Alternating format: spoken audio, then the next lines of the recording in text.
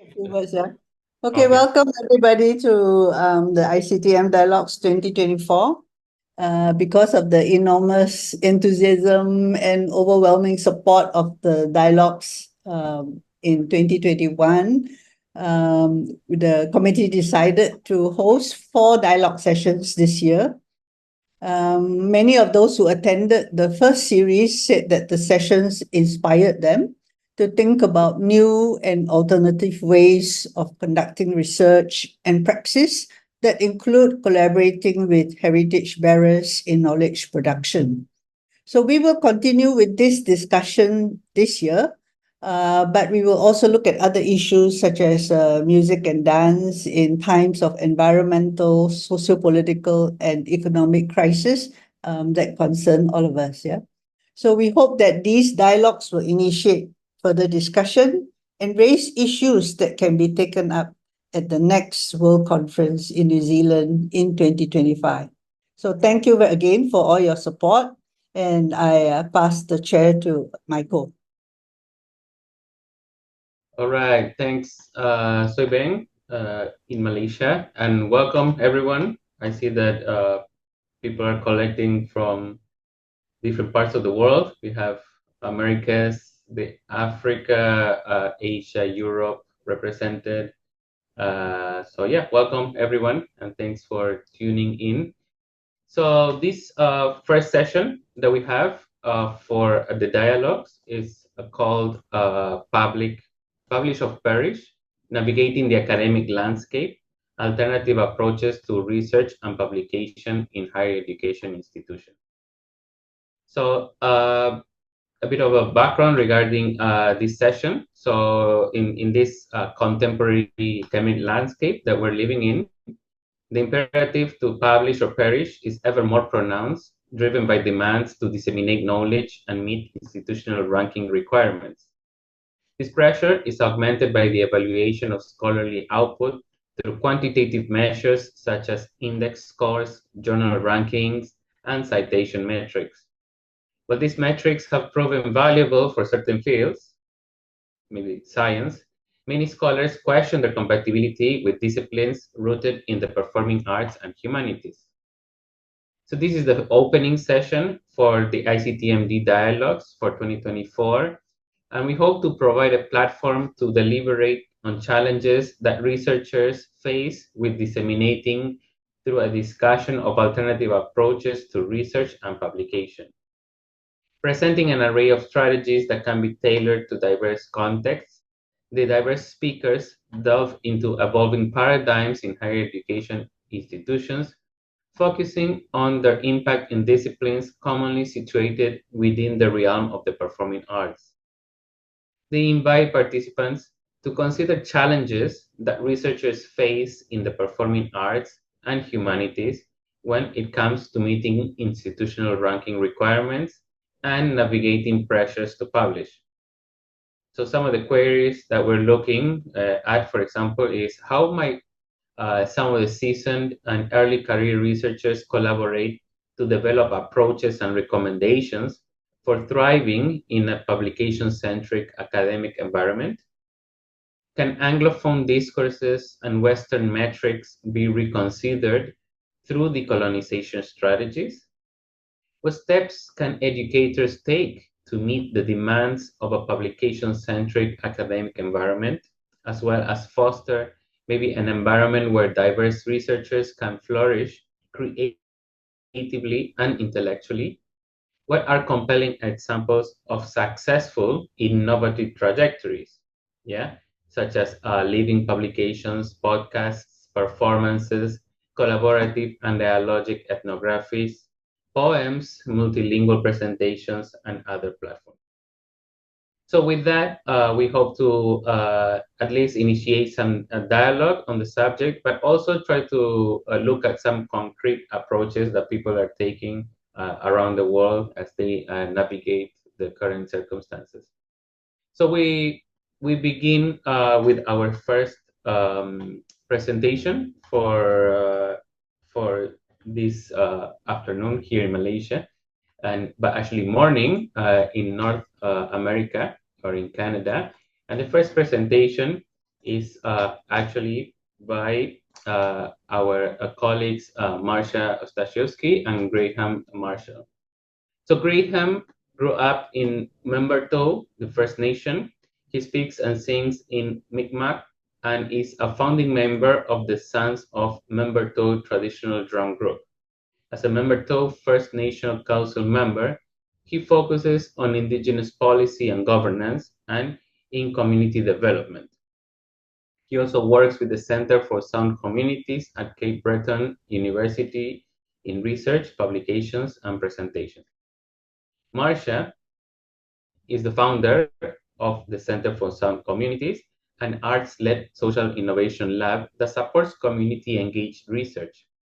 Her co-leadership with Tan Soy Beng and others in the first ICTM dialogues and a larger related project resulted in the dialogue's digital publication as well as a special journal issue dedicated to anti-racist pedagogies. Graham and Marcia worked with Membertou First Nation in collaborative research toward reconciliation that resulted in an article that earned the ICTMD 2020 Article Prize and SEM's Helen Roberts Article Prize, which was called Fostering Reconciliation Through Collaborative Research in Unamaki. So with that introduction, let me go ahead and play the first presentation for everyone. Kwe, Nidalawasi Gray Marshall. My name is Gray Marshall, and I am elected counselor for Membertou of the Mi'kmaq Nation. Also a co-founder of a drum group, Sons of Membertou, and also associate researcher for sound communities at Cape Breton University. As part of the Mi'kmaq Nation, a lot of our stories have been passed down to generation. A lot of oral traditions, a lot of dances, a lot of songs, and cultural ceremonies. So when we work with our non-Indigenous allies, we have the opportunity to digitize it, to record it, to put it into our scientific data and collect it. But the most important thing of that is creating relationships. Etowuktamuk, or in English it's called two-eyed seeing, is the process of having an indigenous eye in one and a non-indigenous eye in the other. When we put them together, our teachings come together, and we see a whole world in a different presence of standing next to indigenous and non-indigenous people. So when those two eyes come together, it presents a new world, a new meaning of understanding Mother Earth towards us. So when we have the two parties together, it's important on how to work with one another, but most importantly, how to co-succeed with one another as well. When we have different examples of going to the SCM conference or learning workshops with elders and telling stories. When we have the non-Indigenous allies in here, then we can digitize it and record it with their permission as well, first and most importantly. In Canada, there's a lot of talks about truth and reconciliation. But when we look at the word reconciliation, it's most important that it's not just a one-way street of learning about the Indigenous people, but also a second chance to learn about our non-Indigenous allies. Reconciliation is a two-way street. When we get to know one another, we create a relationship, and then we understand where we come from and understand where we have to go tomorrow. So then we exercise reconciliation to making the world a better place, learning from one another, studying one another, but most importantly, sitting down at the same table and having these relationships. But the great thing about sound communities and Membertou in the Mi'kmaq Nation is that we exercise it every day. We work on projects together. We understand where we come from. We have community members that are working there, We have community members that are studying there. And most importantly, we have elders advising us and teaching us these oral stories. And what Sound Communities does is that gives them a place that they can be and tell those stories and have gatherings. That's the most important thing about Sound Communities, is that we all come together as one. We all break bread at the same table. Hello from Unama'ki, part of Mi'kma'ki, on the Atlantic coast of Turtle Island, also known as North America. Nindeluisi Marcia Ostashewski. I'm a descendant of Ukrainian agricultural immigrants to this land, or Canada, and I grew up on Treaty 6 territory, the Western Prairies. I moved here to Unama'ki in 2013, where we are governed by the Treaties of Peace and Friendship that the British Crown first signed with local Indigenous peoples in 1725. These treaties recognized Mi'kmaq title to this land and outlined a way of living together in peace and friendship based on mutual support and care. All of us living on this land are treaty people, and so I am learning how to best honor those treaties and the first peoples of this land. As Graham mentioned, our presentation today foregrounds Aduamtamunk, or two-eyed seeing, a concept articulated by Mi'kmaq elder and researcher Albert Marshall in his work with biologist Cyril Bartlett at my university. In 2012, an article, they defined two-eyed seeing as bringing the strengths and knowledges of both Indigenous and non-Indigenous peoples and practices together. In a seminar last fall, Elder Albert Marshall went on to explain that personal relationships are foundational to two-eyed seeing, and that two-eyed seeing is more broadly about engaging and learning from many different perspectives. He said, quote, "Core to the concept is that knowledge transforms a person, and the bearer has a responsibility of sharing that knowledge," end quote. Further, he said, two-eyed seeing has to be action-oriented, and it's about ensuring the concept or action includes Indigenous ways of knowing and being. Two-eyed seeing, Elder Albert Marshall said, is about co-learning and collaboration to mitigate damage done in the past and work toward transformative change. The concept speaks to the idea of an ethical space within the precarious relationship between Indigenous and non-Indigenous peoples, and a relational ethics, notions discussed by another Indigenous researcher of Turtle Island, Willie Urman. These are principles that Graham has described as the heart of the work that we do together and with communities. The work we all today are gathered here to do may be an example of the kind of transformative change that is the aim of Aduamtamunk. We have come together to find new ways of working together with people of diverse backgrounds, to find ways of recognizing and honoring different kinds of knowledge, and new ways of creating knowledge and sharing knowledge. Graham and I were involved in a project leading to a multiply authored article called Fostering Reconciliation Through Collaborative Research in Unama'ki, Engaging Communities Through Indigenous Methodologies and Research Creation, what's called artistic research in other parts of the world. The work this article arose from is but one phase of a larger ongoing, still emergent, collaborative, arts-informed project focused on Indigenous experiences and music. I will draw on a succinct review of the article as I describe the work. The project involved multiple researchers, including academics and culture bearers like Graham and me, and elders and youth, and we drew on a variety of arts-led and community-engaged research methods, including traditional Indigenous practices such as storytelling and speech-making and dreams. We honored Indigenous principles such as relationality and the intertwined nature of knowledge and experience and music and dance, and close relationships with the Mother Earth.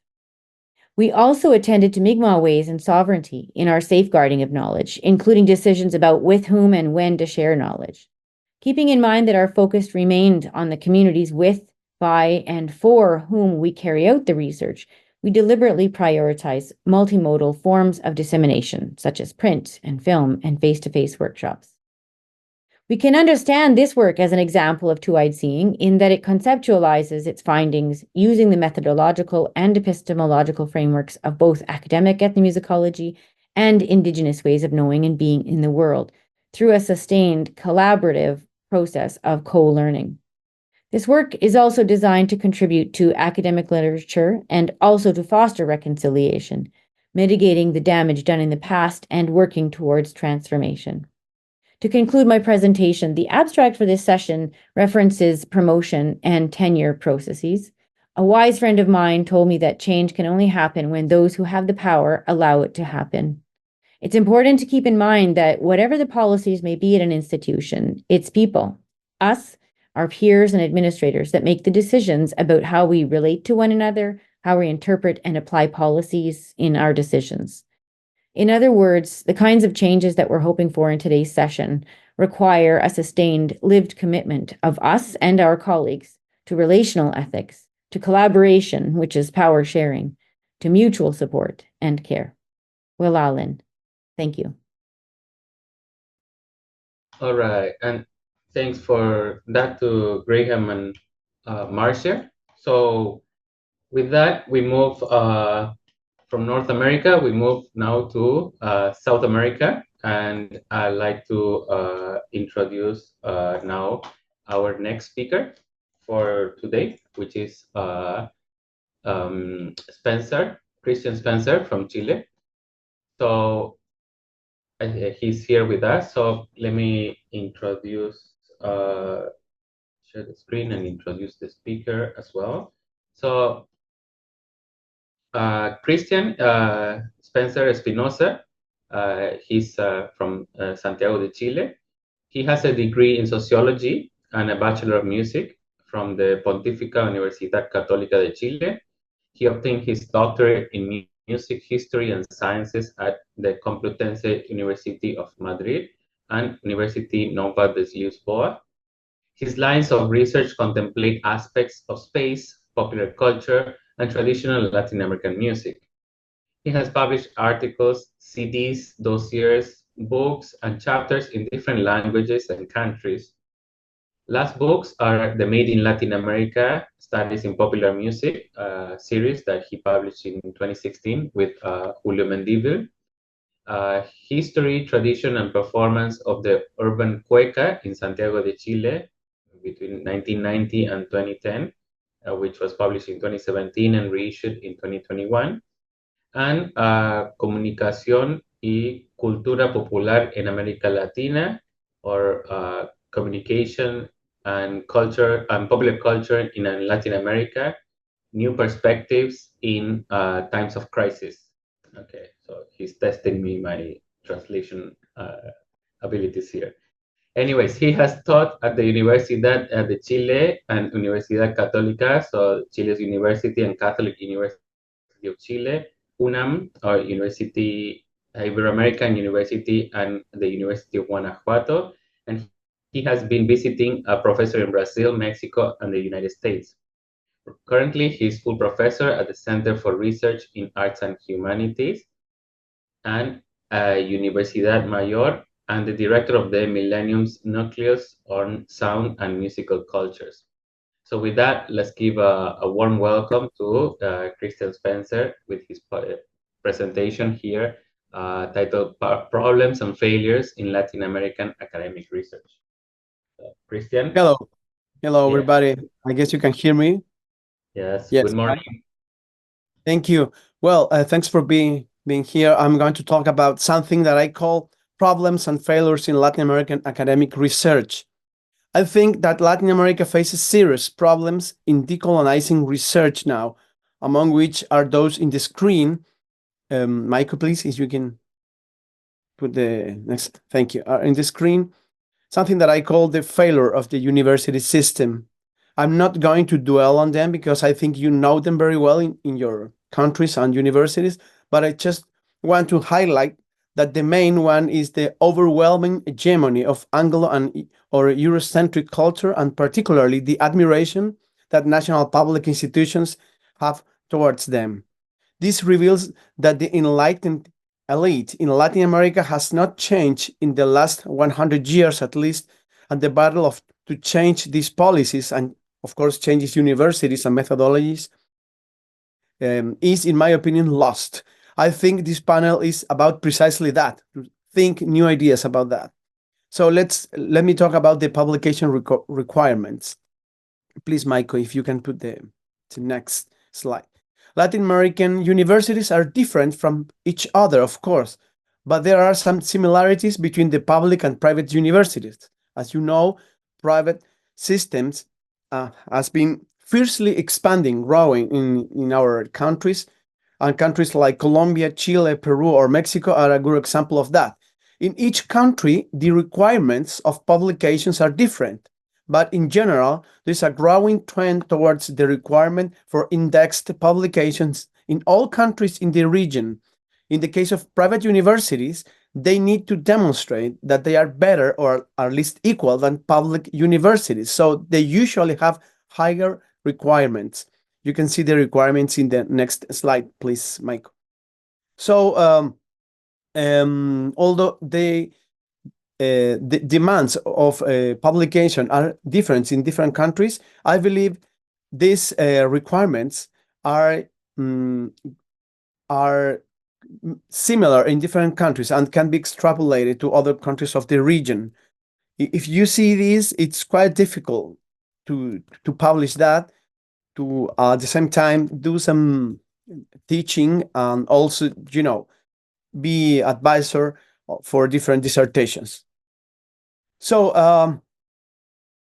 all of this together with the requirement to achieve public budgets for research projects, generally about $50,000 every 5 years, and 2 or 3 small budgets from local public funds or funds from the own universities are quite difficult to reach.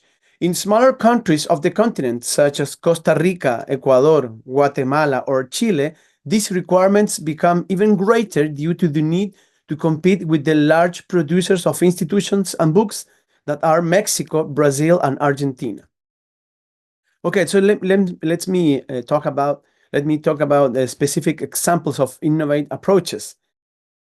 So despite the problems that I have described, there are strategies developed in Latin America to decolonize research. They are not massive, but they are an example of good work, and many have been successful. And maybe you know some of them. All of these initiatives have the following things in common. So I want to describe these common things, not specific examples now.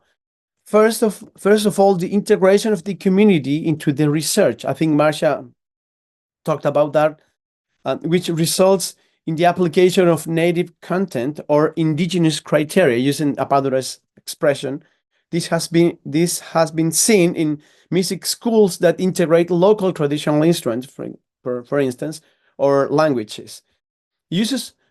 Number 2, uses of practice as research methodology, or PAR. We know that in Spanish, PAR, which has been successful in integrating people from the artistic community into academic work.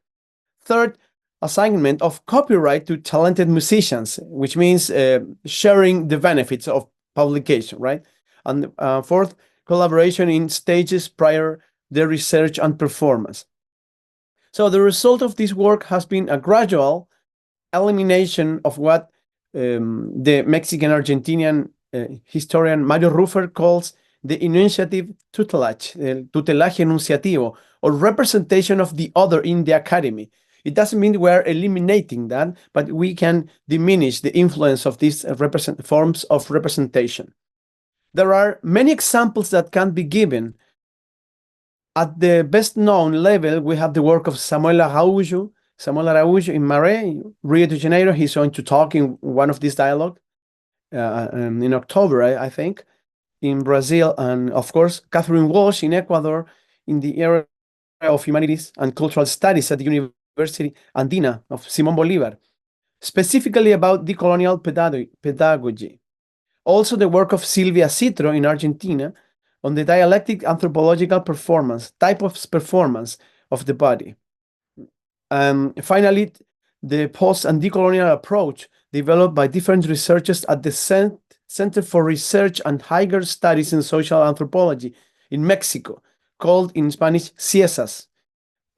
These CIESAS are important in this country because they are 8 big research centers, and they are proposing different forms to work. And to finish, let me give some recommendations of alternative trajectories for the ICTMD community. I want to share with you just one example of the Chilean feminist Cueca collectives, because it's recent and a little movement with an enormous energy and projection in at least in some regions of this country. These are self-organized groups of women who have around for approximately 10 years performing, dedicated to singing a traditional genre of Chilean music called cueca, also present in Argentina, Peru, and Bolivia as well. It's a kind of regional musical genre. They have in particular a style of singing called canto a la rueda, literally singing to the right and in circles. This type of singing reproduces an ancient practice of community singing that has been adapted to the national context while maintaining its main musical and performative aspects. These groups have a feminist orientation and have managed to penetrate academic spaces thanks to the fact that female academic professors and graduate students have become female performers of cueca, and also intellectuals that have a voice. This has meant three things at least. First, the penetration of a gender perspective in the approach used to carry out artistic practices with women. Second, musical innovations derived from the use of different performative parameters.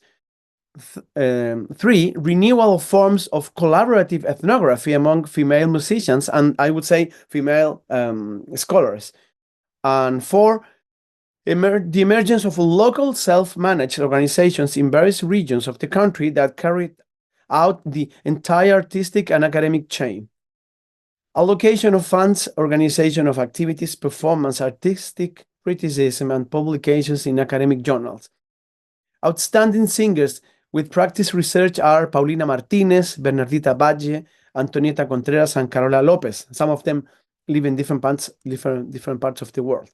So I end with a brief example of this Chilean canto a la rueda, just 1 minute, name that could be translated in English, as I said, as a song to the feminist will.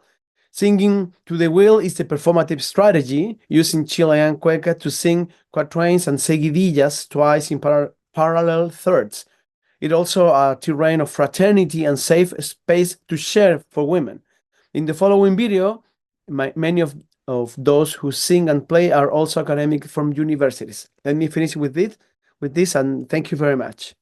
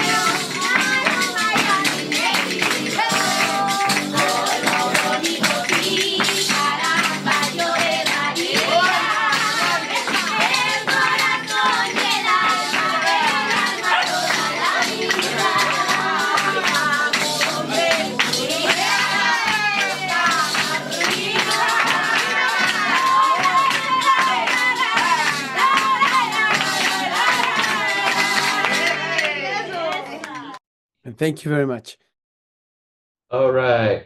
Thanks a lot, Christian. That was great. And thank you for also including some music in there as well. So it's a great reminder of, what we do there and what brought us here as well. So let me go ahead and move a bit towards the east.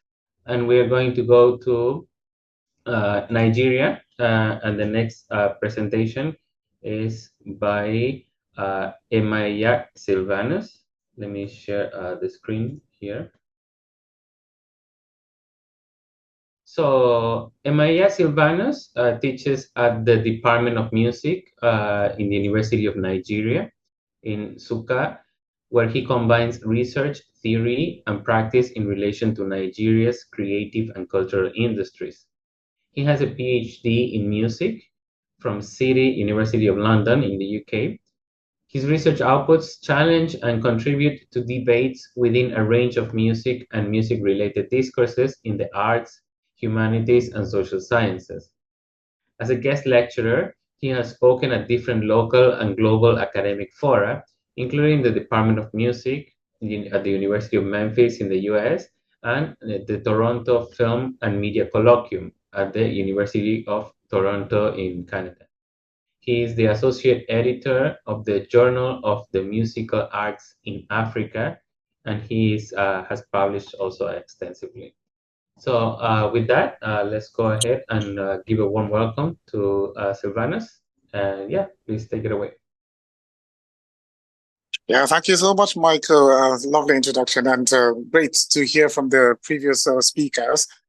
And without further ado, because I have to stick to the five to seven minutes allotted time.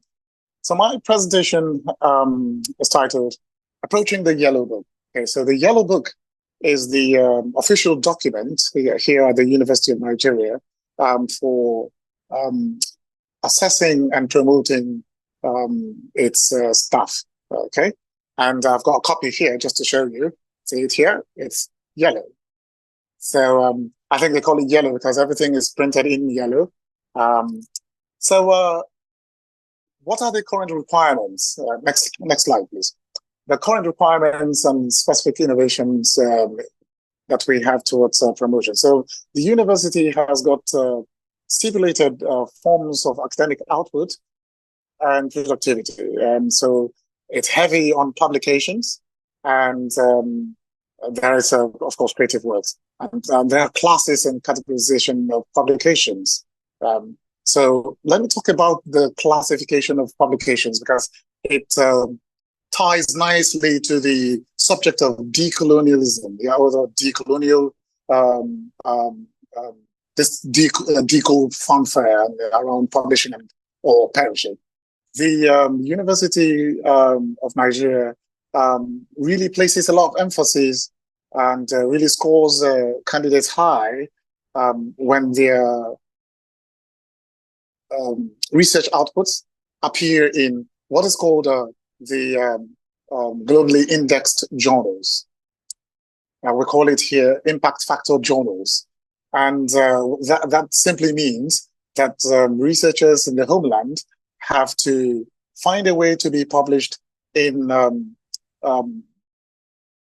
our journals that are really European, largely European or American in terms of where they are domiciled, which essentially is, in my view, forcing us to publish in what is really the local journals elsewhere.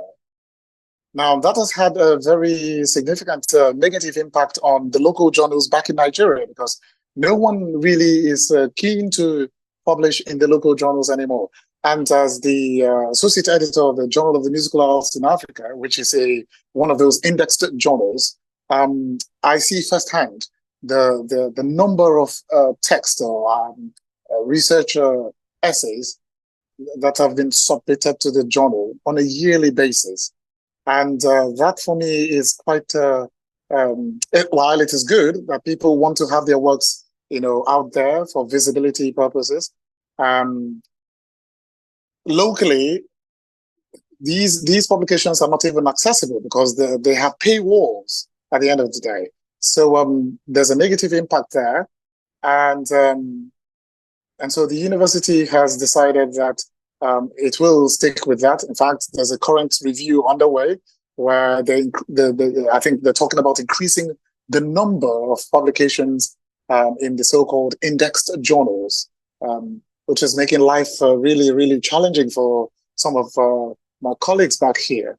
And so for those of us in the performing arts, we have this aspect to the assessment criteria called creative works.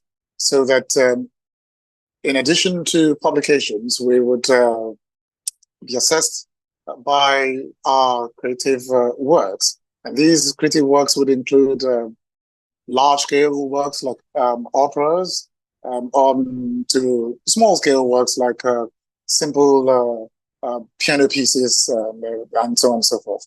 But before I go to the 60-40 approach, and we have to again talk about what then is creativity, because if we must assess a part of the university based on creative output, then there has to be some redefining of the term. So here, creativity is considered within the ambit of ingenuity and the dynamic use of musical resources, clever avoidance of what we call predictability with regard to both small and large-scale concerns. Predictability is a culturally defined term, which within the context of promotion here in the University of Nigeria will subsist in the African culture that the composer is working in. Okay, so for instance, if we were to assess a composer researcher, so this person is primarily a composer, but is in academia and needs to grow. And so we would say, on the one hand, we want to ensure that you have taken care of predictability in your creativity, and on the other hand, technique, which involves working so that the tools of composing, including instrumentation, notation, orchestration, and all other practical concerns, are not applied as strictures, but are respected for their pragmatic significance in enhancing that creativity. So, with that said, we have what we call the 60-40 approach, which the university has gladly accepted.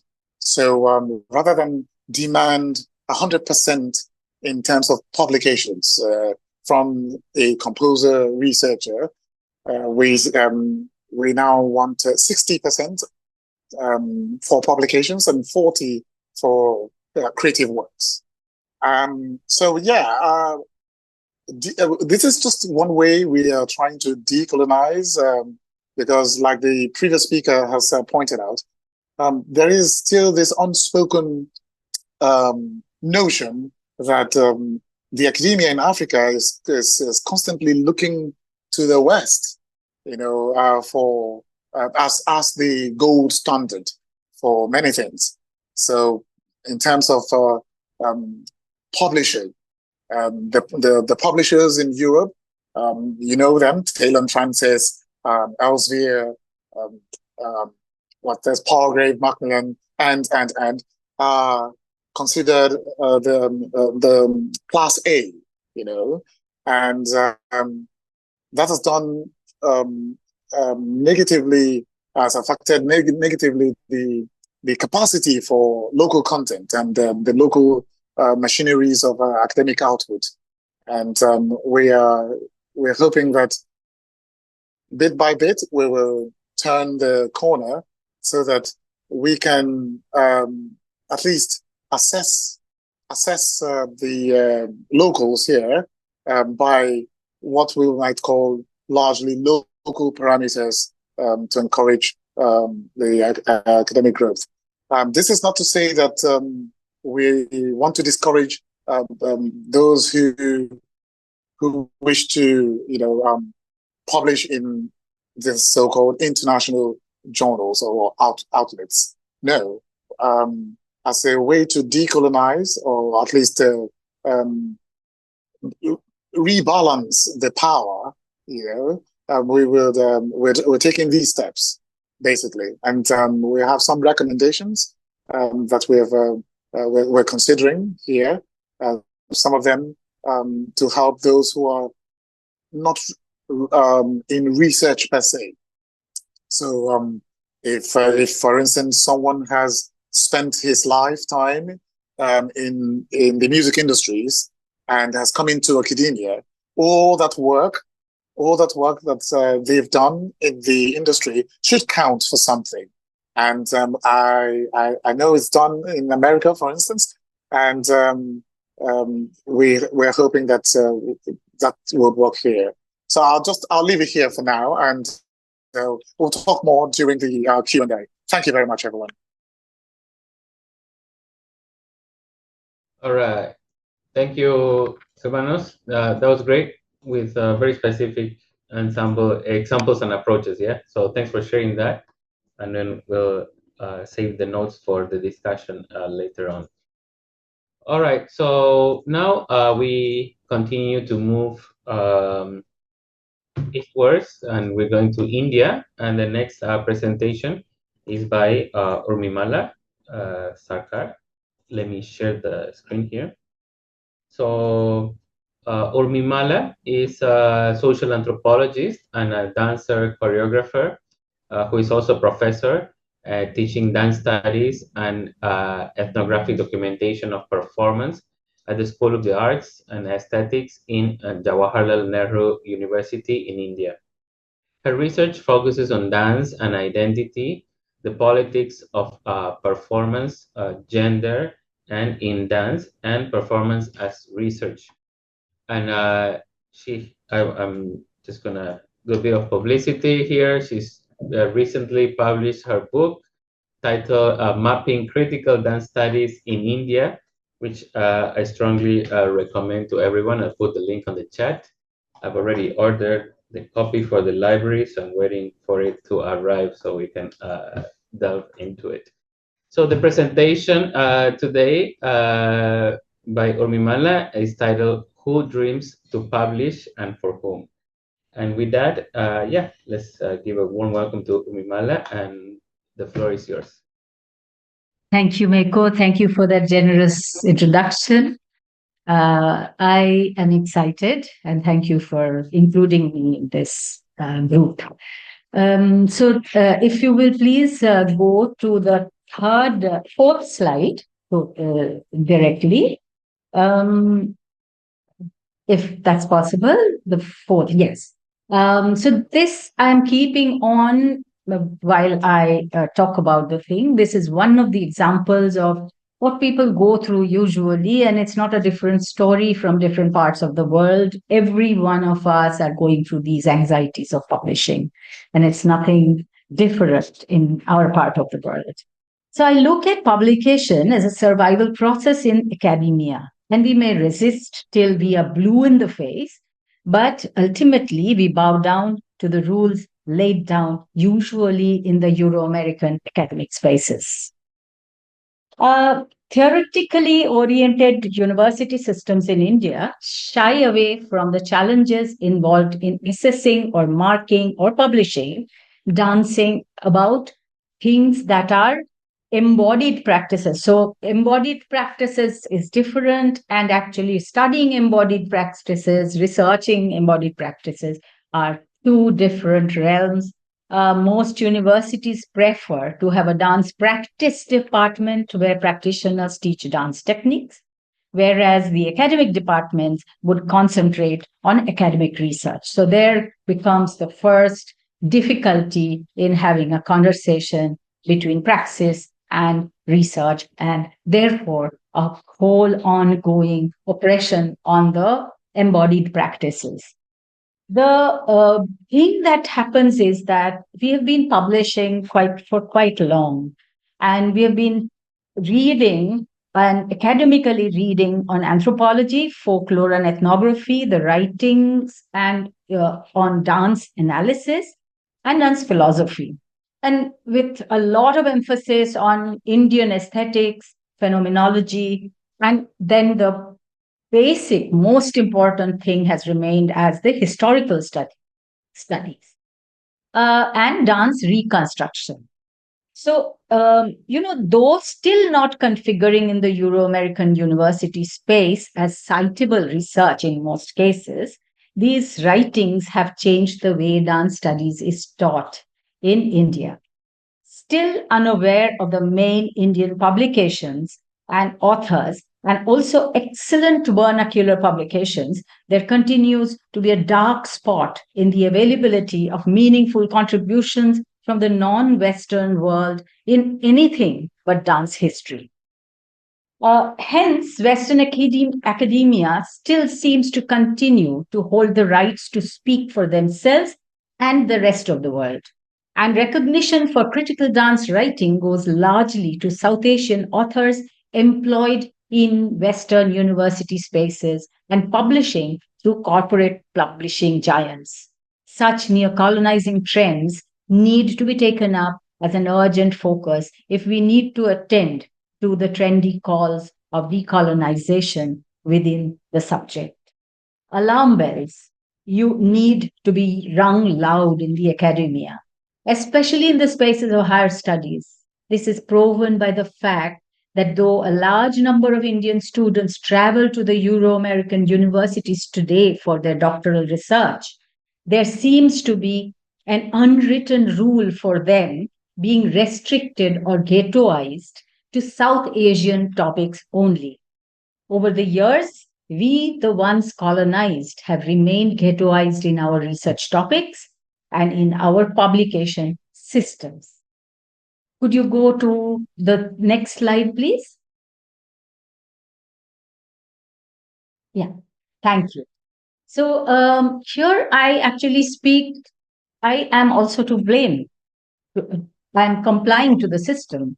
As a brown author from South Asian university space who has chosen consistently to publish mostly in journals and also in international publication houses, so Routledge, Taylor and Francis, and then Palgrave, and then Springer, and then Sage, all these international books and journals.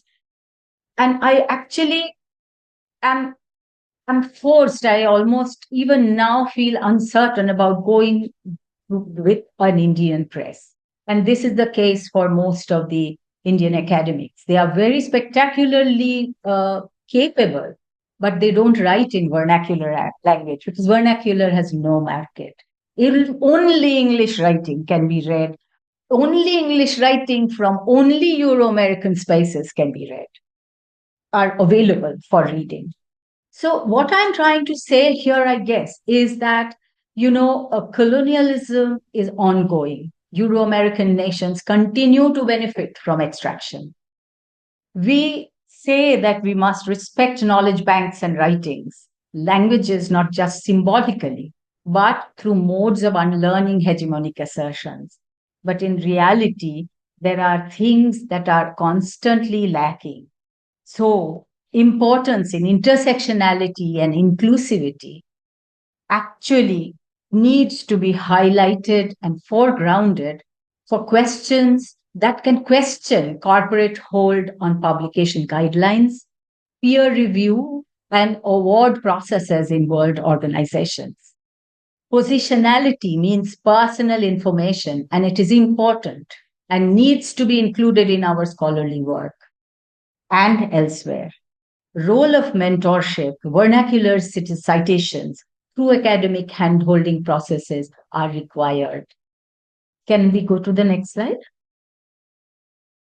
So I would like to just set some reminders. And, this is something that I keep on telling my students, but I don't know whether we can ensure anything coming out of all our engagements with publication and how you should cite. Everything actually goes that kind of a cyclic disorder into this cyclic disorder of finally have been forced into this mechanism of publication, of peer review, of English, of all kinds of things where, the whole neutral, there has to be, the knowledge becomes neutral in a place. So no discipline or worldview is neutral or objective. Comments can inflict violence and trauma. Euro-American enlightenment, capitalism, and individualism are interrelated and codependent systems. And we need to understand that neocolonization is also covered by savior decolonization. It is a new form of knowledge acquiring by the universities, by the presses, by the knowledge disseminators through publications. Control of publishing possibilities and acquiring of archival control is a major form of control. But we cannot give in to that. We must teach our students, our academia, to survive and create their own ecological system. Thank you.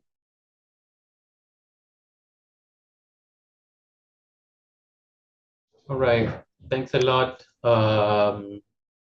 Urmi. That was great and a lot of food for thought, I think, and for discussion right after the last presenter. Thank So you.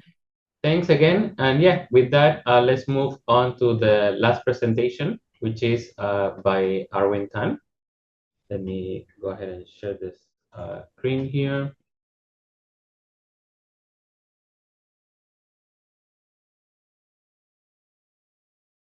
So Arwin Tan is an associate professor and chairman of the musicology department of the University of the Philippines College of Music. He is the editor of Saysay Himig, a source book on Philippine music history from 1880 to 1941, published by UP Press, the press by the University of the Philippines, and a curator of its accompanying 3 CD recording of transcultural music from the late 19th century. His dissertation, titled A Music, Labor, and Capitalism in Manila's Transforming Colonial Society of the Late 19th Century, received the second honorary mention in the International Musicological Society Outstanding Dissertation Award from Switzerland in 2020. Currently, he is the area editor of the music volume of the Cultural Center of the Philippines Encyclopedia of Performing Arts, a digital edition, and the editor-in-chief of the UP Center for Ethnomusicology's Musica Journal.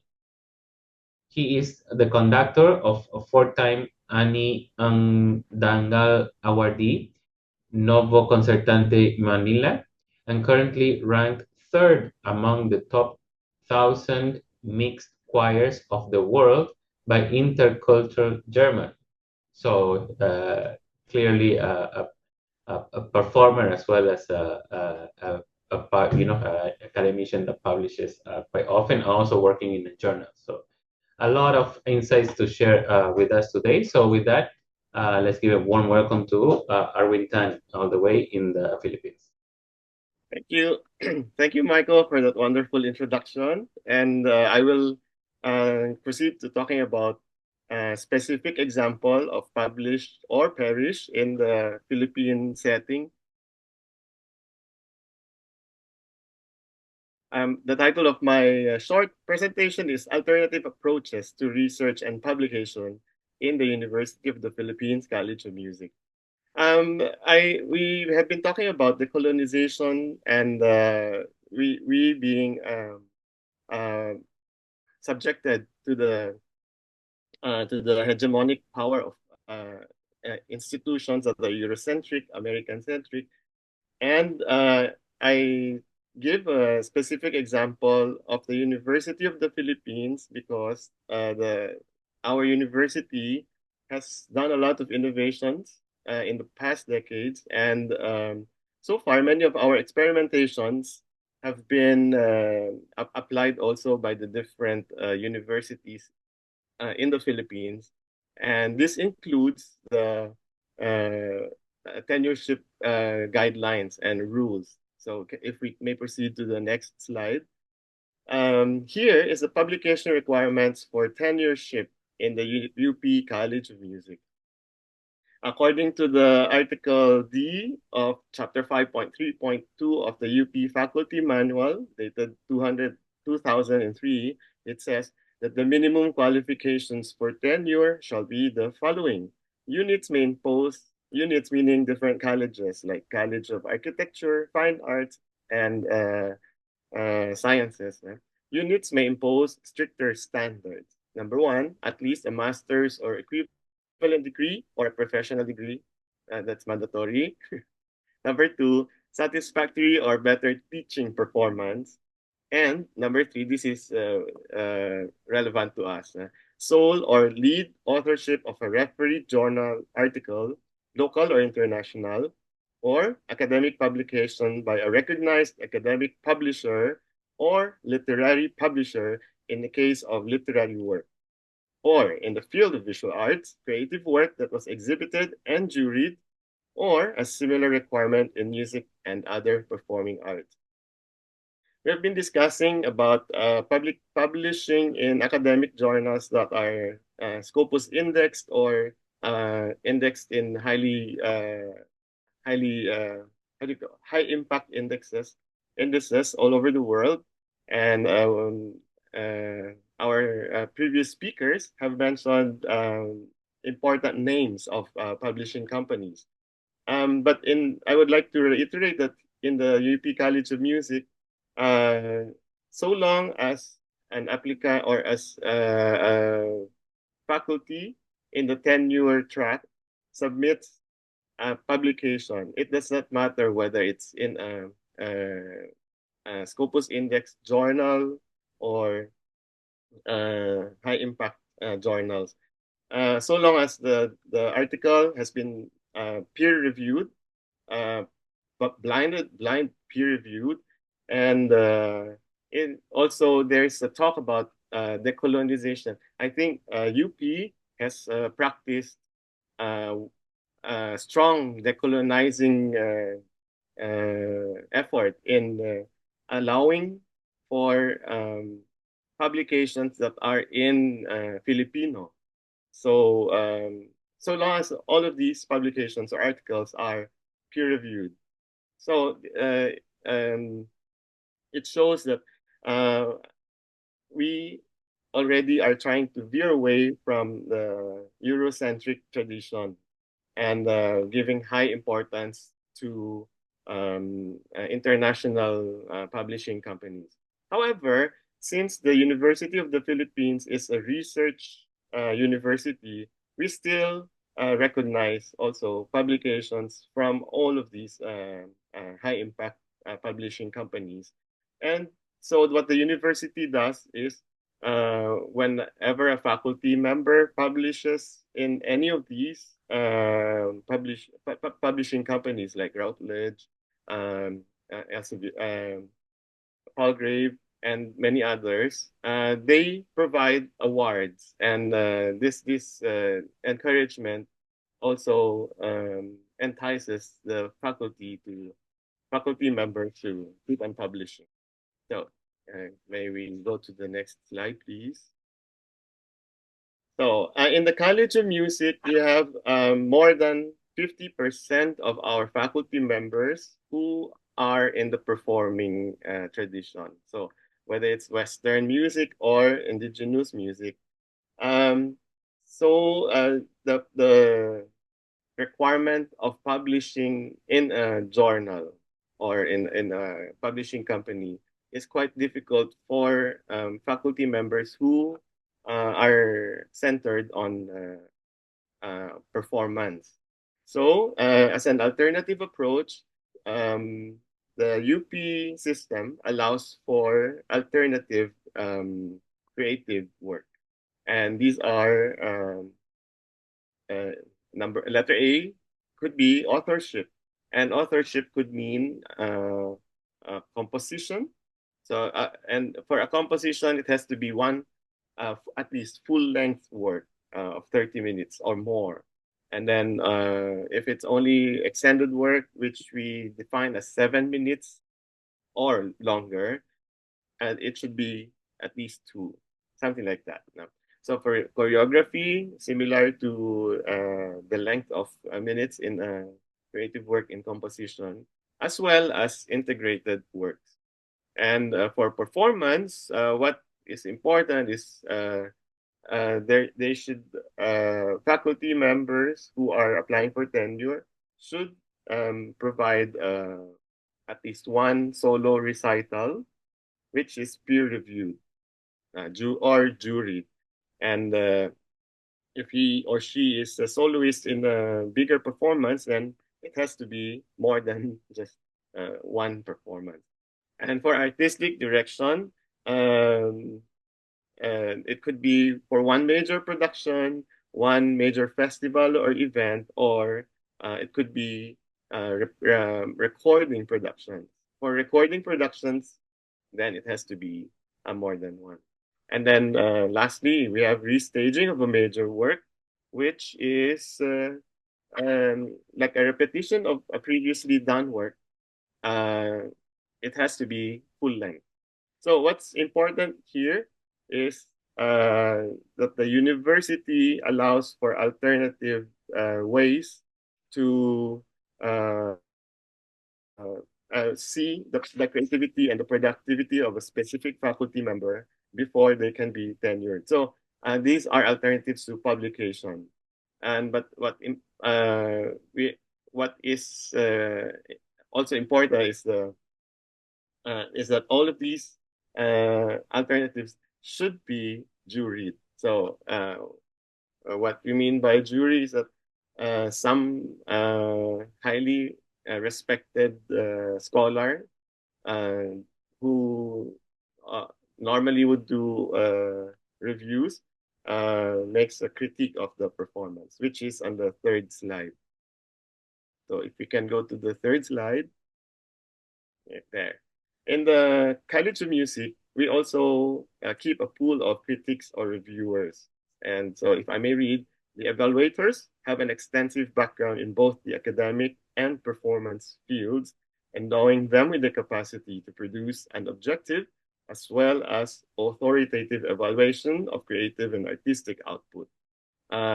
So letter A is that these should be outstanding individuals who have track records of recognized excellence in the fields of music and the arts and has made significant contributions to the growth, enhancement, and development of music and arts in national and international community.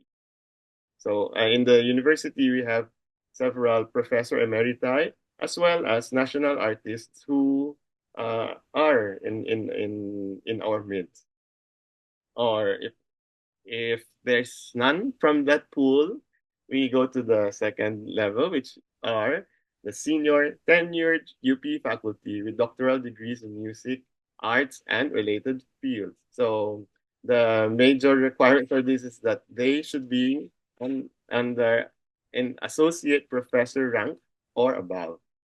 And lastly, reviews may be accepted from music critics writing for national dailies and other writers duly recognized by the college academic personnel committee.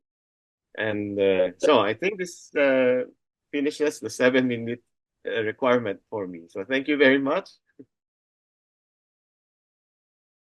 All right. Thank you, Arwin. That was great. And yeah, with that, I think we can proceed with the next session section of this first dialogue session, which is the discussion.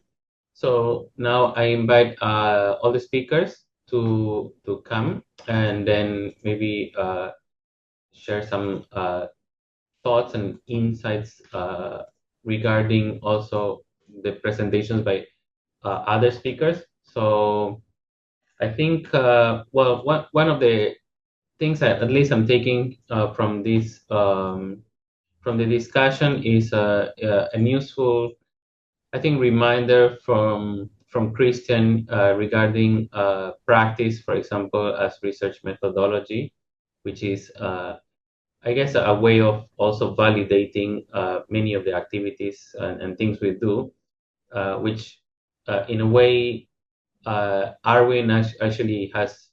I think it was very good that we finished with yours, Arwin, because in a way Urmimala was sharing a lot of concerns regarding this idea of Western domination through publications and the presses, and in the Philippines we can see that there are clear alternative approaches to things like publications and promotions, and there are clear examples of decolonization in that sense. So I think first of all, before we open it for Q&A, can we have maybe some responses from the speakers to each other regarding what you have presented, and also maybe you have gained some insights from the experiences of other colleagues in other countries. So I welcome maybe some reactions first from the speakers. Yes, Urmi? Can I say something then? Oh, yes. Sorry. Let's go with Urmi first. Yeah. Okay, sorry. Thank you, Arwin, because I am reminded of a scholar from Philippines who have been very close to World Dance Alliance, an organization I belong to. And I'm remembering one of his papers, Who Writes Dance History? And I remember that, it was the first time I actually woke up to this whole notion of even dance history being presented through somebody else's eyes and somebody else's language. And yeah, Steve has remained, Basilio Esteban Villaruz has remained my mentor through years. Yeah. Thank you. And another thing I just wanted to flag on here is that one of the things that bothers me is that India is also, they have a lot of publishing houses. We are doing a lot of publications. India, in fact, all the presses are in India. For Palgrave, for Rutledge, and everything is in southern part of India. But the problem is that when you go to a large publication like this, the publication's responsibility lies in the outside office. So either Singapore or Europe somewhere or America. And the second thing is they sell the rights to print nationally within Indian press in exorbitant prices. So it's almost impossible for Indian publishers to take it on. Thank you. I'll rest here. Yeah, which is also interesting, Urmi, because I mean, from working with Taylors and Francis, a lot of the copy editors are in India, so it's actually going to Europe, coming to India, and then going back there. Cheap labor. All right, Sylvanus, you had something you wanted to share. Yes, indeed. Well, I just want to thank everyone who's spoken, and particularly the professor from the University of the Philippines. I see that your university has really gone quite far in balancing this, requirements for academic and publication and creative works requirements. So my question is, by the way, I have taken a couple of things that you've said there, something that I find very innovative. And so my question is, these assessments, when they are done, so say you have a faculty where you've got those who are in research, that's their mainstay. Yeah, it's research and music. And then you've got these industry experts who have joined you, perhaps composers or producers or musicians. Really, you've done 20, 25, 30 years of work that count. And you've got these different criteria for assessing them. How do you weight them? So that everyone is happy, to accept the different parameters? How do you? It's about weighting now. How, for instance, is a composition, a large scale composition, of equal weighting as, say, a publication in an index journal? Because every assessment has to be scored. So, what's the scoring pattern? Because I really need that, because I think you've said some very useful things for us there. Thank you very much. Thank you very much for your question, Sylvanus. Luckily in our university, we have already came up with the rubrics to assess both scholarly works and performances. And so in the performance or creative aspect, we give importance or high points to, number one, places where they are performed. So it's not just simple like perhaps yeah I would say better to have it performed where people are gathered and the prestige of the place is very important, particularly for concerts of Western music. But for indigenous tradition, I think for performances of indigenous music, we also take into consideration that they have to be in the place of the ritual, for instance. So important is the respect for the space where these performances are being done. So in the proper context, these performances have to be placed in the proper context. And then we also give scores or points for reviews. So if these reviews are done in a scholarly manner, like in these reviews are published in a journal or any academic paper, academic publication, and it's international, then they get some kind of I think 6 points out of a maximum of 100 points given for that performance criteria. So, for example, venue and the contextualization of the performance may be about 40-50% maximum. And then for reviews, we provide for a maximum of 20 points. So if it's something like it's done it's published, the review is published internationally, it gets 6 points. And then when it's local, it has less points. And when there's also discrepancy between academic and periodicals like newspapers. So because sometimes reviews coming out in newspapers tend to be more of the less academics. Sorry for the term. And then some other rubrics would include how many times it has been repeated. So the premiere performance is of a new creation gets a bigger bulk of the points, and then when it is repeated, then maybe half or even smaller. So there's established rubrics because we have also used these rubrics in providing awards for our colleagues who have been really into creative work. So the main argument is because the University of the Philippines focuses more on the sciences because they publish more and they have more opportunities for international publications. In the humanities and social sciences, this is where we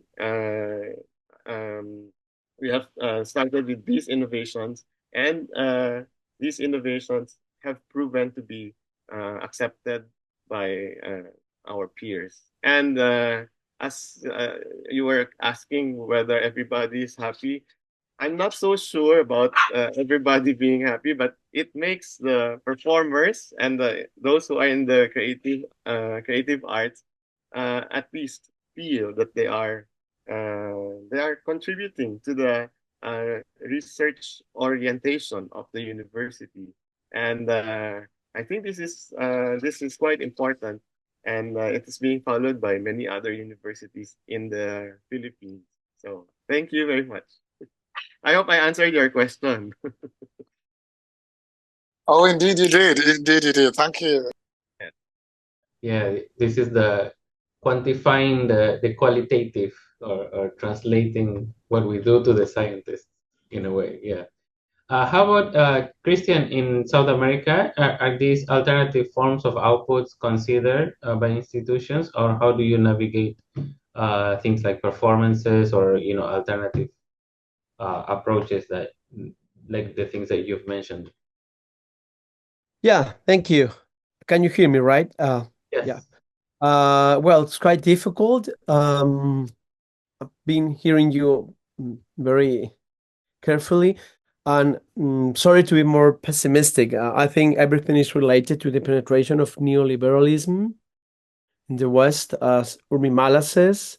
It's about neo-colonization and the action of these savior decolonizers or something like that. I don't know the perfect word for that, but it makes sense to me. So about different performances, the question for me is how to overcome this European and American hegemony beyond the complaints of their hegemony. I think we are talking about that. And I have found three different strategies. The first one is speaking South and South, the global South. Trying to do that, it's quite difficult. We invited actually last year to Chile, Sylvia and Nyonga. It was a very, very productive dialogue, but we need to have more funds to do this. So one of my first conclusion is universities need to allocate money and people, both of them, to the process of creating new methodologies to work inside and outside the universities. Why I'm saying this? Because I've been working with different methodologies, alternative methodologies in this community level, and I think that's fine and it's good. And I think my soul has been like feed with that, but we would like to do one more step, and for that we need money. I'm sorry to be that concrete, but we need more money to do this, and universities are saying, okay, we can give you some money, but just a little bit, like 1%, 2%. We need more money and more people to do this and to change. If we want to change universities, change the institutions, we are talking about that, right? So that's the first one. And also, I think Urmimala said it very well. Intersectionality in the under and postgraduate levels are very important, at least in the case of, I would say, Argentina, Chile, maybe Colombia. The feminist theories are really important. They are changing. The change here is conducted, but this way to work together. So I think we have to take some look of that. So money and people for the process of new methodologies working south in this approach, and finally incorporating the intersectionality in the under and postgraduate levels. That's what I've been working. And I think it's a good way to do it. And I'm sorry I can't provide more examples of that, but I think we really need to ask for more people and more money for this. What I'm trying to say, we've been in this type of conversations so many times, so for decades. So we really need to do some change in terms of institutions. That's what I think. Thank you. Right. So can I, Michael? Sorry, Yes. Can I just follow up on what Christian has said? I mean, he's touched on the nerve of the. You're not powerful unless you have the tools of power, and you cannot become you cannot wrest power unless you also have those tools. What am I trying to say? Neoliberalism is about money and capital and resources, and the kinds of policies that drive this kind of academic colonial structures. So what we need to do in the global South is, for instance, to redirect resources.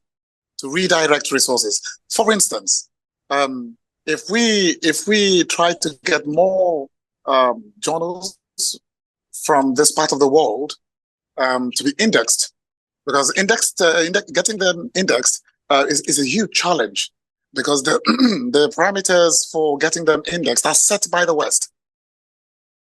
Do you know what I mean? And I know this because it took us a long time at the Journal of the Musical Arts in Africa to get the indexing. It's a lot of, it's a web. It's a web of it's layers of things that you need to get right to get the indexing. And if you look at the publishers, they're largely European and or American. They own the very industry. Someone was talking about how they outsourced for labor in India and then take it back to Europe. It's about control. So this will not end. The conversation will not end unless we actually take serious actions to take back power in terms of focusing on funding the local content and indigenous knowledge productions. That's what I think. Otherwise, we will just come back next year and talk about decolonization and so on and so on. The fanfare continues. Yeah. All right. Thanks for that, Sylvanus. Yeah, indeed, and like Christian mentioned, in capitalism, money is the weapon, but maybe also like in our case, like the Subcomandante Marcos said, the word is our weapon. Yeah. Anyways, Marcia, yes, and let's go up north to Marcia and Graham, and then we can open it up for Q&A. Yeah. Thank you. And Graham, just jump in. But I want to just say, like, so I turned 50 this year, and when I was 17, I started undergrad. And these same discussions actually were what my undergrad professors spoke about. People, yeah, I'm getting used to that number. Thanks, Spencer, Christian. But, one of my undergrad teachers was Regula Qureshi, and also David Grammett and Henry Klumpenhauer as musicologist, music theorist, and obviously our beloved leader in ethnomusicology.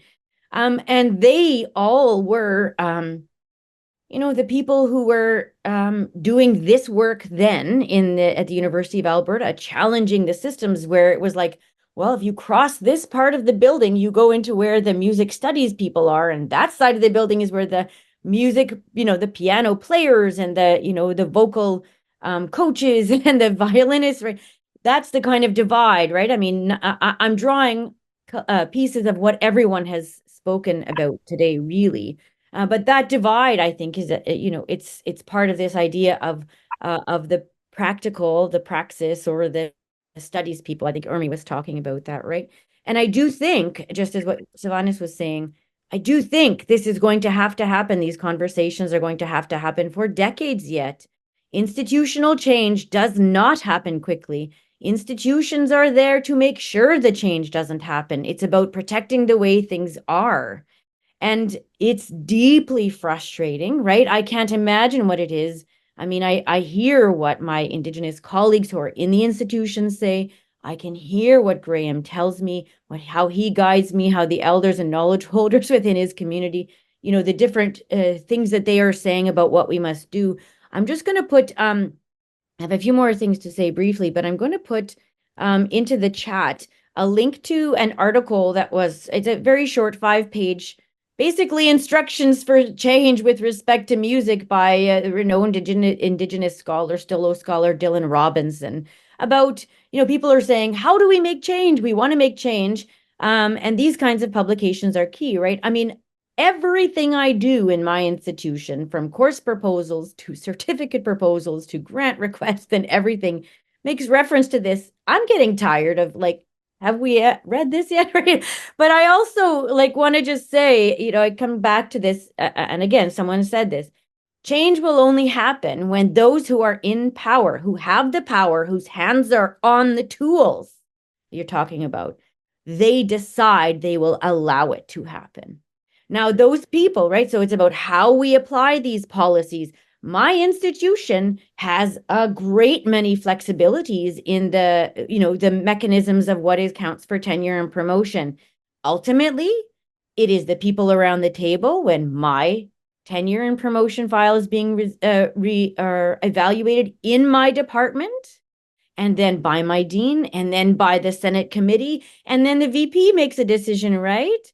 And all of these people are involved, and they all have to agree at every step of the way. And before that, the dean needs to, and my dean, for instance, supports a lot of different kinds of changes, but he is also bound by those who are higher up, different kinds of pressures in the institution, right? And you don't want to rock the boat.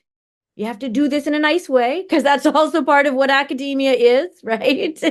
And it's all about this balance, making sure these relationships are good and positive. And that's true. We do want to make sure these relationships are good and positive. And all of these people that we're talking about, everyone has their capacities for change. Everyone has their own things going on in life. So we can also ask only so much of other people at the same time. This change is needed, right? So those of us who are involved in this work are also frustrated and tired, right? So, this is the ecology, I think, that Urmi is speaking about. We're all talking about. But I just wanted to kind of begin to draw these pieces together. But I really would like to hear. I don't want to put Graham on the spot, but I do know, like, we're prepared to give this discussion. So I wouldn't ask of him if I didn't think that he was ready for this. But you know what it is to be a person who is a knowledge holder, who is, an award-winning researcher. Graham is, right? A community-based researcher.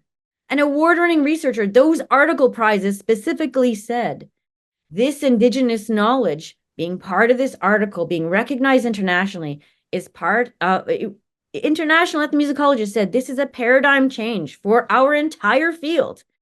And Graham is one of the authors of that, right? It's Mi'kmaq knowledge that was life-changing for us, right? So, and I don't know, Graham, what you might think about, like, what it is, because we're doing this work very much together. Like, I don't do any sharing of Indigenous knowledge. It's all about what is guided and governed by people like Graham. Yeah, thank you, Marcia. And all the great presentations that I heard in this session here is so amazing. And thank you, each and every one of you, for amazing perspectives and views coming from your part of the world. Being an Indigenous person, being from the Mi'kmaq tribe, the Mi'kmaq tribe exists in settlers' eyes. It's the oldest part of the New World. So when settlers from Europe come over and discovered the New World, they landed on our shores. The Mi'kmaq tribe, we have the longest relationship with settlers, around 1,000 years. The first visitors to come into my territory were the Vikings. So many different nations come in and go to war with us or learn from us, or have relationships with us. There's so many different nations. So when we look at the world of academia, and when we look at the study of traditional music and folkways, as an Indigenous person, there are 300 different tribes and nations just in the country of Canada. So when we talk about nation and nation building, when we talk about truth and reconciliation, knowing who we are, one of the bases of that is universities as well, and the study of our own people that comes from within. I would rather much go to institutions that our Indigenous tribes have built and have our ways and have our sacred ceremonies passed down and sacred songs and so many. So when I go and tell so many different, I was very fortunate this past year to go to Harvard University for a course of inaugural tribal leadership course. And in that, there was only 81 participants enrolled in that course. When we talk about nation and nation building as Indigenous people, we look at people and the nations as we tell and ask each other, why do we just rely on two nations, such as Canada and United States? We have over 300 nations just in Canada, and a couple hundred more in the United States. So when we build our institutions and when we build up who we are, that is so important that we learn from one another of how the Mi'kmaq tribe can come and have relationships with the university in the Philippines or in India, or in such an example, and build those relationships and learn from one another. I think that's the basis as well. When we look at this as a whole, it's just not Canada and United States. Canada, United States, to be frank, it's all on stolen land. All the great landmarks throughout the world of Niagara Falls and the Statue of Liberty and the Grand Canyon and the Canadian Shield is all on stolen land. So when we change the narrative, when we find out who we are, and when we're looking at the study of who we are, let's start on those pages of who, and most importantly, of how we can do that. Nation and nation, and when we talk about that, is so important. The Mi'kmaq Nation was one of the strongest nations in the world. As part of the Mi'kmaq Nation, I'm dual citizen. I'm an American and I'm a Canadian because our territory goes into the New England part of the United States of America. The Mi'kmaq Nation was the first nation in the world to recognize United States of America as a country. And that document and treaty that we signed with them was in July 1776, where General Washington and the whole founding fathers of America said the Mi'kmaq Nation alone could wipe out the U.S. Army. Therefore, we have to be allies. So it was so important of the study of that, of who we are. The biggest oppressor is the oppressed. So when we talk about our people and we talk about so many different genocidal acts and parts that are, some of our tribes are totally extinct. There are so many tribes in the Americas that are extinct today. There are so many different tribes that cannot speak their language. And us, the tribe, the only one in the Americas with the longest relationship in settlers. But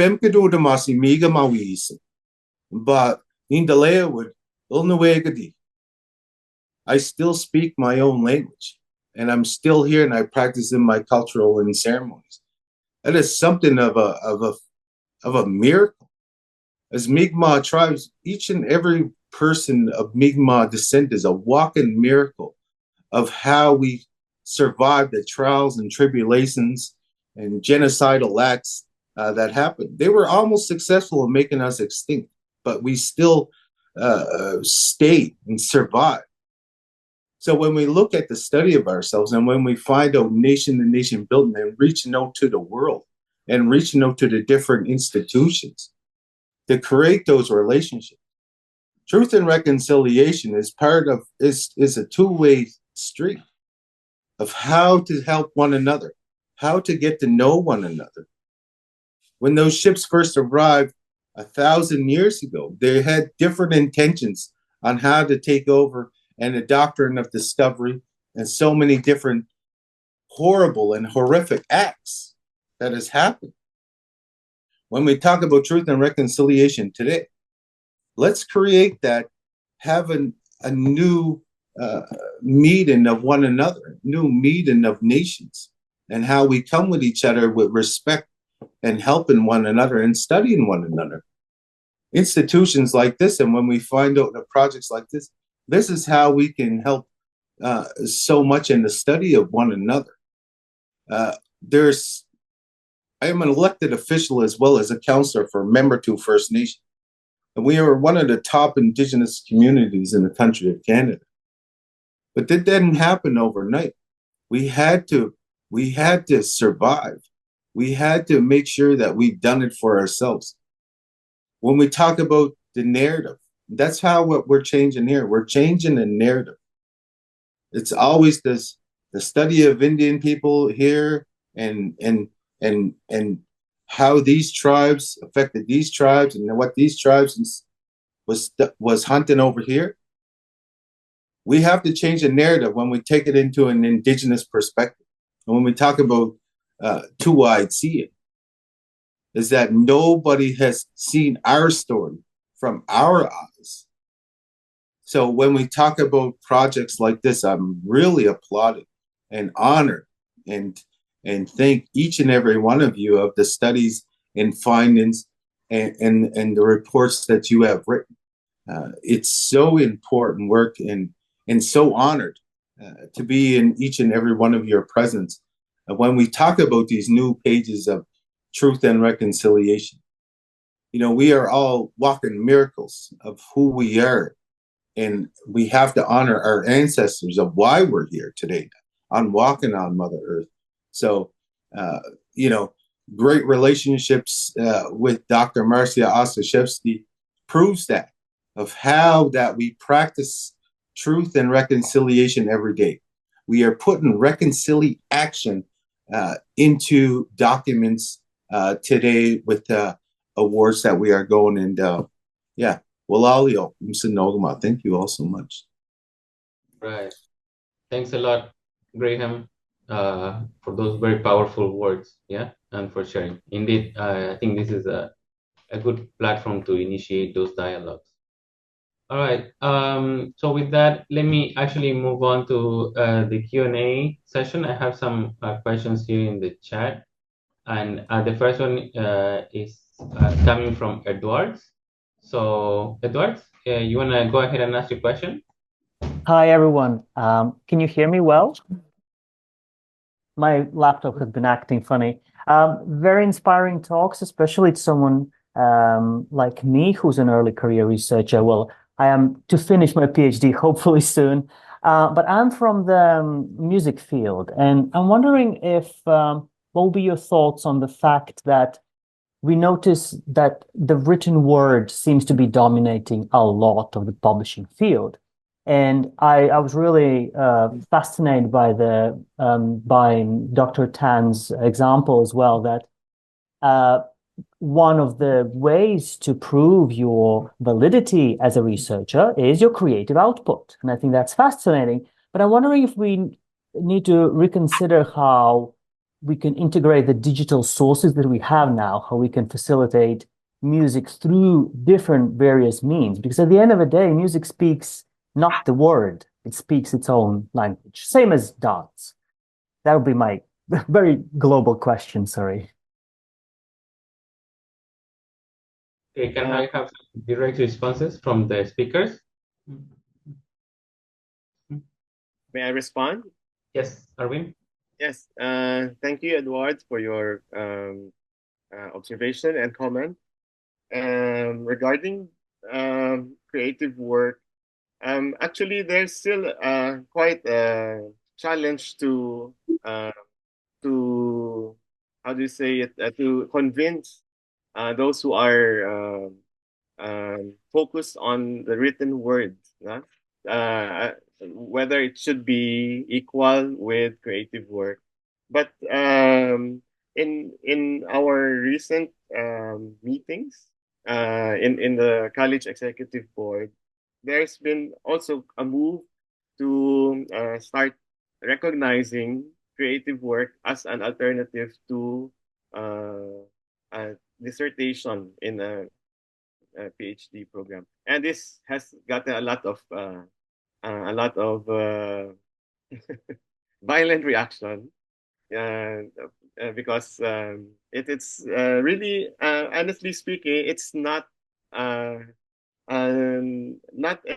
everybody has the same appreciation and recognition for creative work as a possible equivalent to research, or as an equivalent to the written and published work. So it takes at the moment for the PhD requirement, this has not yet been settled, but we are starting to think about the rubrics on how it can eventually be accepted as an equivalent to dissertation. So probably the creative work has to have some kind of an explanation, or if it is a performance, I think the arguments that were brought out in the meeting was for the performers to be able to explain and provide a lecture prior and explaining what that work and what the performance is about. It's just like typical, I think, in PME DMA requirements in many universities abroad. So yeah, but in terms of output for the university, because we have this every 3 years, there's a call for artist productivity system. We call it APS. And this is the equivalent to what the science scholars and professors are submitting. So, given that, the rubrics for all of these creative work, first, we give priority to the creative work because it's the first document that needs to be filled up, and then as support to that, it is research. So in that case, for the arts productivity program system, the arts or the creative work are given emphasis, but they also they being the system, they also still recognize the value of written outputs. So sometimes in the criteria, or in the, how do you say, classification, they also write creative work slash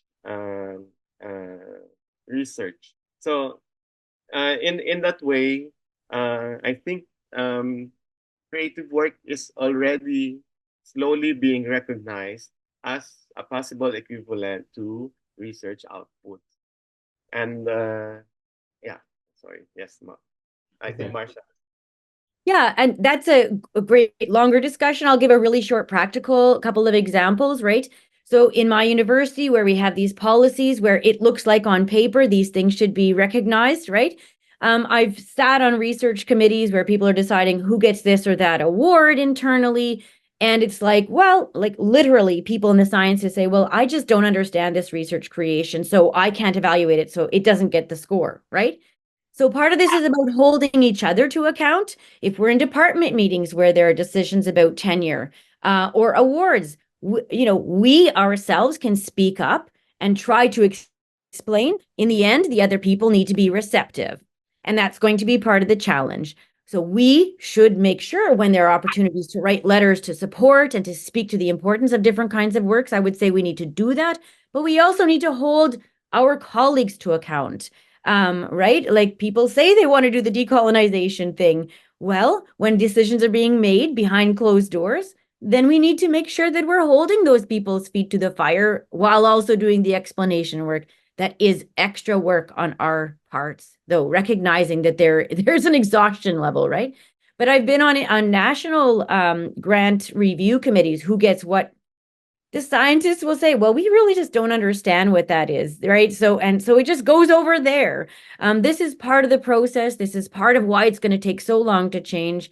People like us, right? Like I've been doing this work my whole career and only being tenured in the last, I think 2017 or 18 when it got tenure, right? So now I'm slowly being allowed into the realms and spaces where these decisions are being made, slowly being allowed to have my hands on the dials where the power is and where the decisions will be made, but slowly. And I'm only one here, right? And so that's probably the case for all of us wherever we are. So it's about the application of these policies too. And so this work needs to continue to be done, right? We need to continue to have these discussions, continue to support this work, continue to say wherever we can that these are important works too. Like it just strikes me, right? That a musician then has to explain why it is research, why this is important knowledge and different ways of knowing. That's the reality. This is the system. It's going to take time to change. It would be nice to be able to just wave a wand and just say, okay, now we get to all share our knowledge and all the knowledge gets to be valued equally. It's not there. It's I expect, decades from where that might be, if ever. It may be, as Dylan Robinson once said, maybe we just got to burn down the whole system and start again. I mean, how can we do that though? That's also not practical. Or maybe it is, I don't know. But what would that look like was the question. It's wonderful, guys. Just a very quick note to add that. But we also wondered if there's a mix where we can keep the word. Let's say we see an article, we keep the written word is there, but we input videos, for instance. The problem there is a technical problem, which I think needs solving.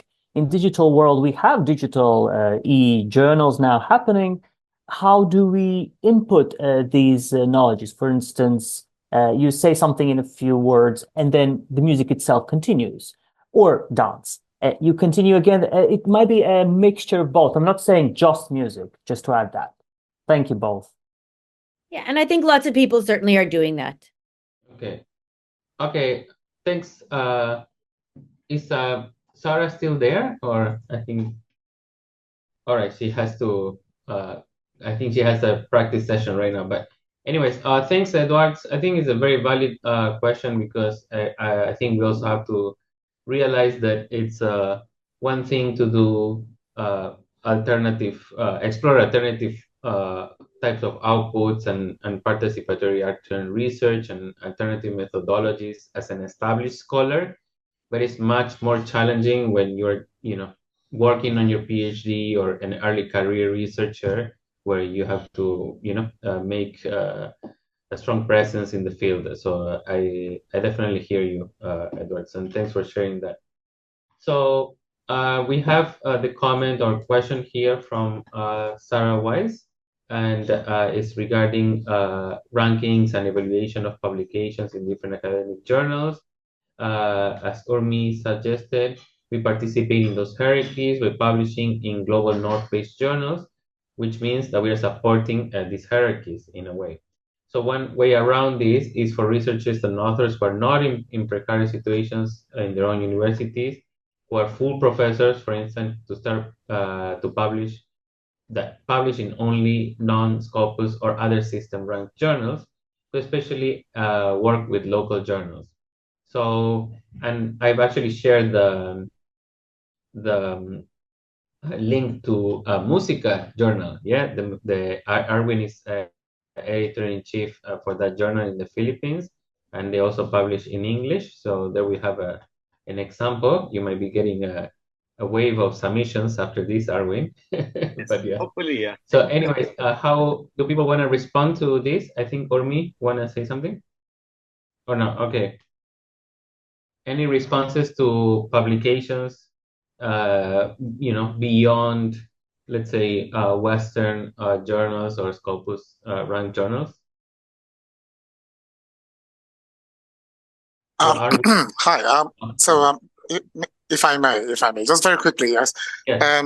So we at the Journal of the Musical Arts in Africa have a slot for creative works as article publications. So so that the problem that the gentleman raised about text and words and sound, we have tried to solve it at the at our own journal, where we just ask you to put into words what you've done in this composition, in a way that you don't have to bring in references and sources and things like that. That will make, they'll make it sound like read like a research article. No, but this is a composition or performance as a publication. So so he should try publishing with us. Yeah, that might help him. Yeah.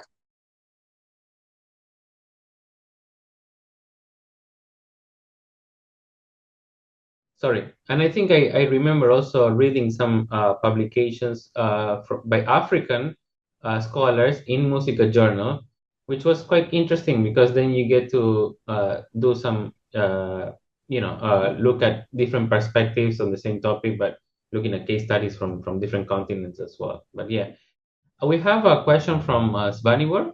Svanivor, do you want to unmute yourself and ask?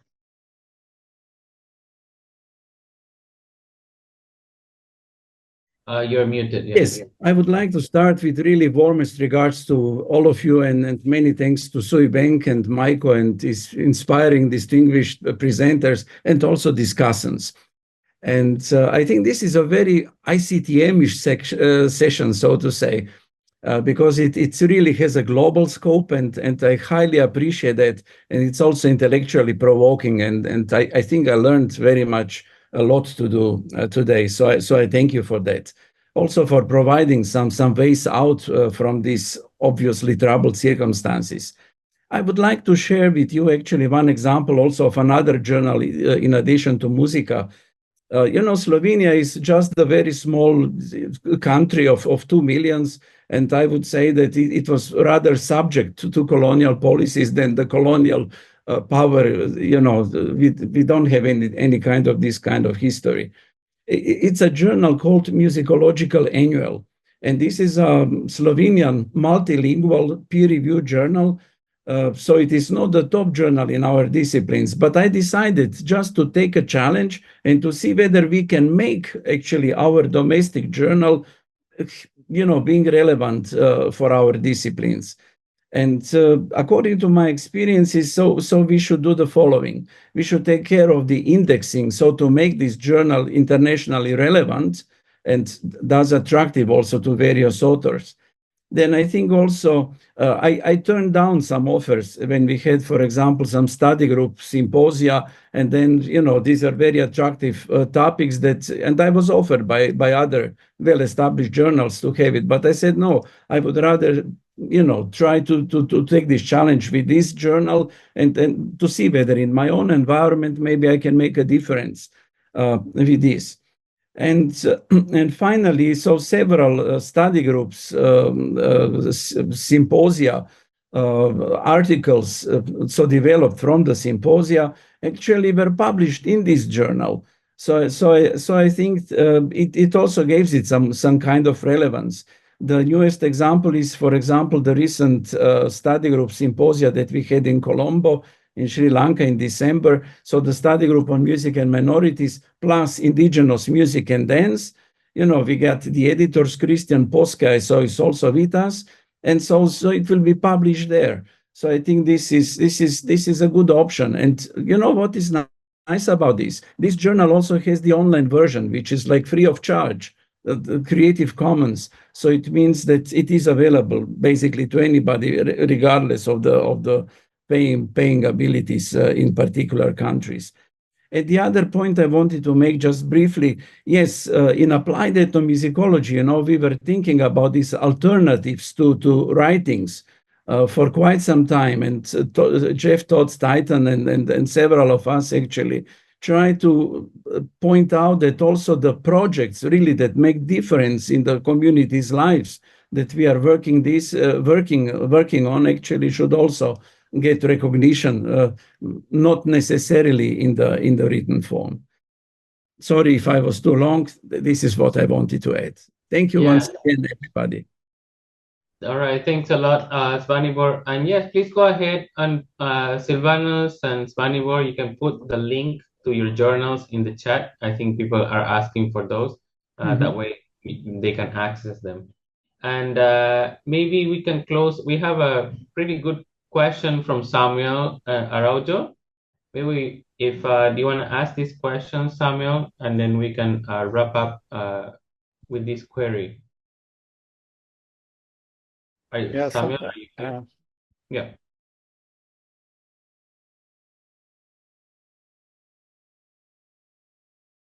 Well, I'm not managing to. Can you hear me? We can hear you. Yeah, I'm not managing to open my camera. Oh, now it's come. Oh, here we go. Hi. My question is related to many academic environments in which we work, where we find artistic practices which are just reproductive of the colonial system, right? For instance, in my own institution, the music department has 100 teachers, 100 professors. 5 guitar players, 4 cello players, I don't know how many violin players, and so on, all of them with university positions. And every time you go to, let's say, a governing body and so on to defend a performance as sort of a valuable contribution, our own distinctive contribution to the academic milieu. The majority of our professors and within the university find in that pledge somehow an argument for validating quite reactionary practices, which are artistic practices embedded in our university system, as let's say, which is the way the university sees the music department, for instance, as sort of a conservative, highly conservative department. And when we have a proposition that is directed to the colonizing practices, they think it is the same thing. We are advocating sort of on behalf of the let's say symphonic practices and so on and so forth, which are highly conservative. They shouldn't be in theory, but they are. And so I'm asking if some of you, by the way, this session was marvelous. Very nice to see the different perspectives across the world. But I'd like to see if you face that in your own institutions as well. Okay, thank you, Zamil. Do we have some final responses from the speakers? I mean, the short answer is yes.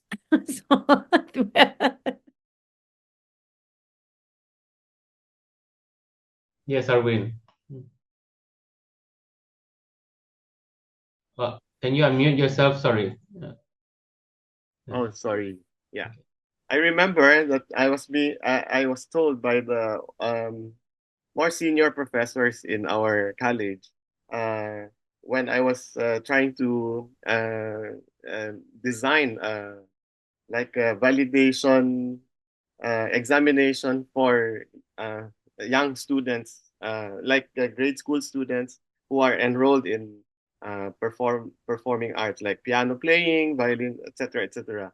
And then I was saying, I proposed that we follow a certain established like a grading system that is being applied all over the world.